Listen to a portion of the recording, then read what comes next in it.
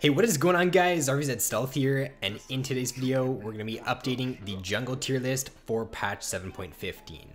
So for the tier 1 in this patch, these champions are, in my opinion, just a lot stronger than all of the other champions in the game right now. These are picks that if you're looking to climb and that's your main goal, then you should probably have at least one or two of these champions in your champion pool for this patch. So starting off in the tier 1 here is going to be Szechwan. Now Szechwan is probably one of the best tank junglers you can play right now in this patch. Tank junglers are just very strong right now. Szechwan is one of the best due to the fact that she's got 4 CC abilities in her kit, and she also still does so much damage. I think when Riot decided to rework these tank champions, they said they were trying to give them more CC but cut down on the damage. I don't really feel like that happened at all because Szechwan still does a crap ton of damage. Her W scales with HP, so I'm not too sure why they're adding this in on all of these champions kits. Like Zax's Q scales with HP. It just means that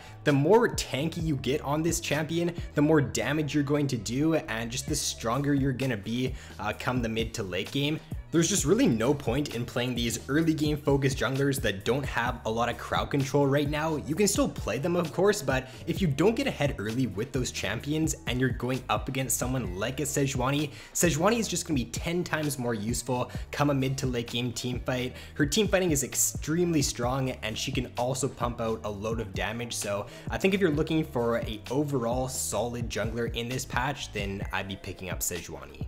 So for Szech's matchups right now, she's in tier 1 for a reason, so she really doesn't have too many champions that are beating her right now. The only champions that are beating her are like Maokai and ChoGath, but those are two other very strong tank junglers right now in this patch. She's destroying Lee Sin, she's destroying Rek'Sai, she's destroying Rengar, she's pretty much destroying every other jungler in the game right now that isn't a tank jungler, just due to the fact that she's gonna outscale almost any other jungler in the game, like a Lee Sin or a Rek'Sai. So Szechwan is just overall a very strong pick for 7.15.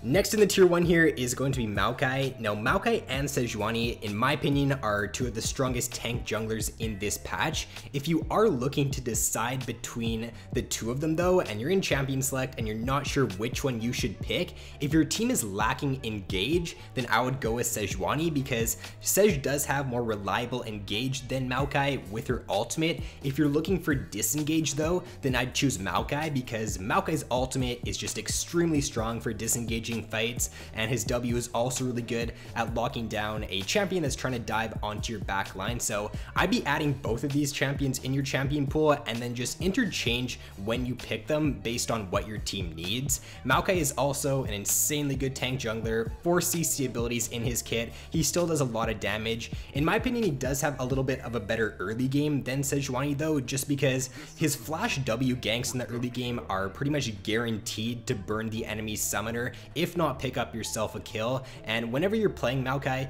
if your flash is not being used on cooldown, I feel like you're kind of playing him wrong. You should be aggressive with that flash in the early game, look to be pressuring lanes whenever it's up, and just pick up some free kills with him in the early game.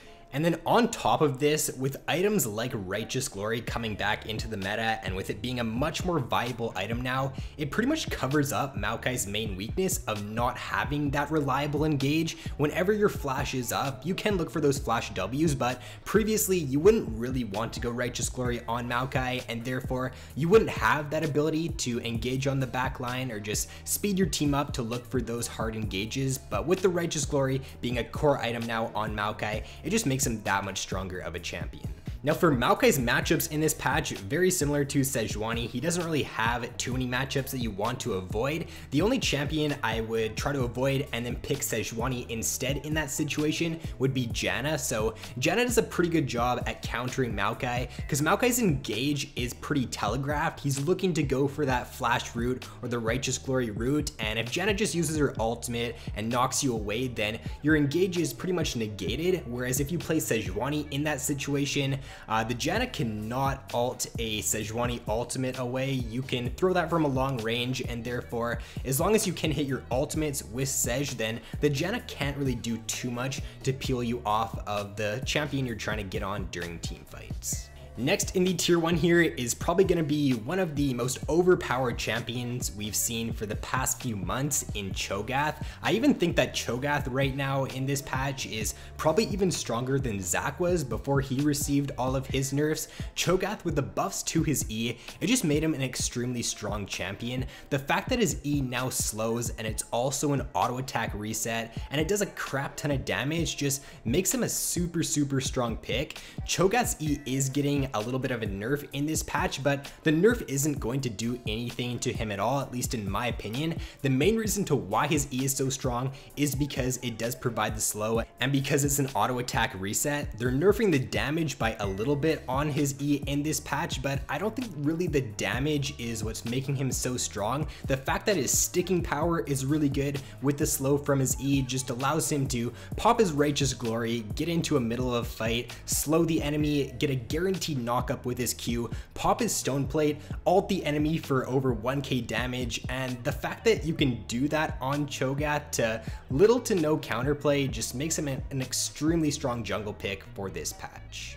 The fact ChoGath has insane Dragon and Baron control as well just very easily allows him to go for those 50-50 Barons in the early to mid game, which I guess aren't really 50-50 though, because as long as you can combo your ultimate with your smite as ChoGath, you're almost always guaranteed to pick up that objective. He also has insane clear speeds in the jungle with the AoE damage from all 3 of his main abilities, so I could go on and on as to why ChoGath is a strong pick right now in this patch. So if he's not banned, I'd be looking to pick him up for 7.15. And then for ChoGath's matchups right now, if he's not banned, just pick him. He's way too strong of a jungle pick in this patch. I wouldn't really even worry too much about matchups. If you do, I guess, want some more reliable engage on your team, then I'd go with Szechwan in that situation if your team's like super lacking engage. But other than that, ChoGath is a must pick or ban in my opinion for 7.15.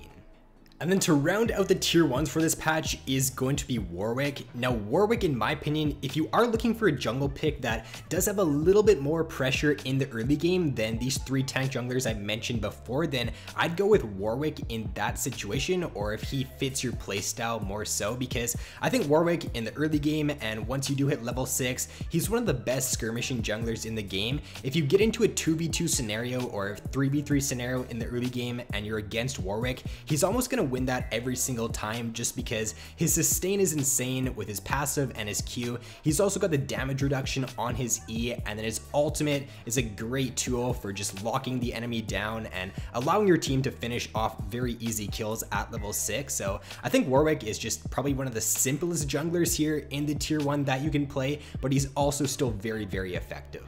He's also just a really good blind pick jungler, which is why he's in the tier 1. You can either build Warwick tanky if your team needs that. You can also build him with a little bit of damage in there. You can go for a Trinity Force if you do get ahead in the early game, and you can actually be a really good damage threat for your team. So I just really like that you don't have to worry about picking Warwick early in the draft, because you can just build him and you can play him to what your team needs. And I think one of the most underrated parts of Warwick's kit is his W, in the fact that he can get around the map and to where he needs to be extremely fast due to his blood scent. If the enemies are low on HP, it takes him a super short time to get up there to where he needs to be, and it just allows him to counter gank really effectively. It also allows him to just roam around the map and move around the map super fast. So I think the fact that he just has that insane movement speed and he can be multiple places at once makes him a great jungle pick for solo queue. And then for Warwick's jungle matchups in this patch, I don't really think there's too many picks that you'd want to avoid. He's a really good blind pick in this patch. The only champion in general, or champions in general, I'd try to avoid are heavy disengaged champions. So like I said for Maokai, if the enemy team does lock a Janna, it's a little bit harder for Warwick to be super effective come the mid to late game, just because when you're trying to ult in on the back line, it's very easy for Janna to just peel you off, and it's harder for you to do what you want to do come mid mid to late game team fights. Now for the tier 2 picks in this patch right now, these are most of the other just like tank jungle picks in this patch, and then a few other champions as well. I think right now in 7.15, the jungle role is very versatile. You can play pretty much anything right now, or you can play a lot of different picks to some pretty good success right now in this patch. I just think the tier 1 champions are a cut above of all the other champions in the game right now, and then most other champions are on the same tier, or they're just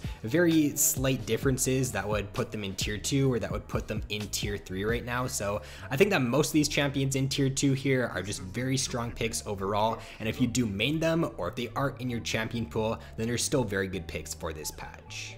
And then to round out the video here, the tier 3 picks in this patch are the champions that I would really only be playing if you're a one trick of them or you've played them a lot. These picks just kind of get outclassed pretty hard by the tier 1 and the tier 2 picks right now in this patch. For example, someone like Olaf, why would you play Olaf over someone like Maokai? Both champions are Cinderhulk junglers, but Maokai, he's got 4 CC abilities in his kit. Olaf's got 1 CC ability, and he just really can't provide too much come the mid to late game. If you don't snowball the early game as Olaf and get super far ahead, then the other tank junglers that have more CC than you and that can also do quite a bit of damage are just going to be a lot more effective and are going to allow you to carry games a lot harder in this patch. So that is going to be it for this tier list for 7.15. If you guys did enjoy this video, then please be sure to leave a like and subscribe if you have yet to already. So thanks for watching, guys. Have an awesome day, and I will see you in my next video.